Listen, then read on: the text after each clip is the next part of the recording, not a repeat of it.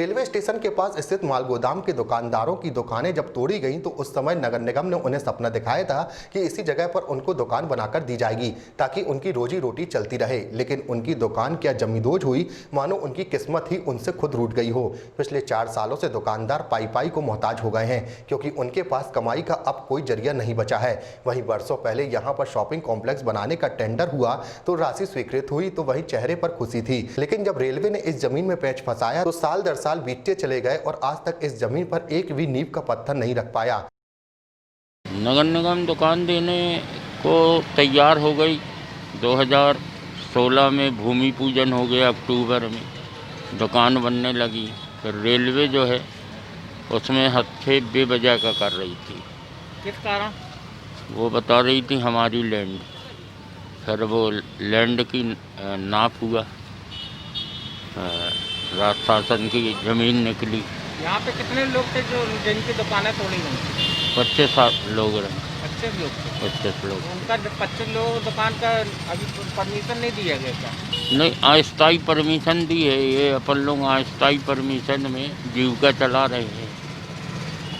तो उनने काम भी शुरू कर दिया रहा, फिर रेलवे ने रोक दिया। फिर अभी रेलवे और निगम का समझौता हुआ है, अब काम जब भी स्टार्ट कर दें। अभी जब हम लोग आए तो हमने उसका डिमार्केशन करवाया कि रेलवे की भूमि कितनी है और नगर निगम की कितनी है। एसडीएम रांझी के द्वारा भी पूरा डिमार्केशन करवाया गया और दोनों की जगह बता दी गई है।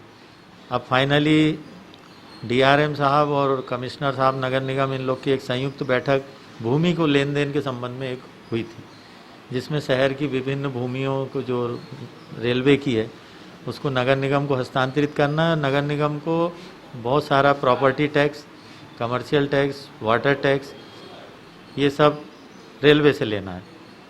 तो अभी उसमें प्रक्रिया चल रही है और ये जो भूमि जितनी तिकोनी भूमि हम लोगों को मिली, मतलब जो हमारे नगर निगम पोजीशन में थी, तो उस दिन मीटिंग में ये तय हुआ कि इसको तिकोने की जगह चौकोर टाइप का शेप देके कुछ अतिरिक्त भूमि रेलवे से मांग ली जाए। तो वो लगभग 4000 स्क्वायर फीट की भूमि और उनसे मांगी गई है ताकि भविष्य में जो भी दुकानदार हैं उनको एक अच्छा चौकोर परिसर मिलेगा। थोड़ा सा उन लोगों को परेशानी ज़रूर हो रही है, लेकिन तिकोना में बहुत अच्छे से कंस्ट्रक्शन नहीं हो पाएगा ऐसा अधिकारियों ने कहा, तो चौकोर लेने की प्रक्रिया चल रही है। हमारे उपायुक्त राजस्व के द्वारा भी भूमि को लेन देन का और ये चौकोर वाला मामला भी उन्हीं के पास है, जो पत्र रेलवे को उन्होंने दिया है और अग्रिम कार्रवाई वहीं से हो रही है।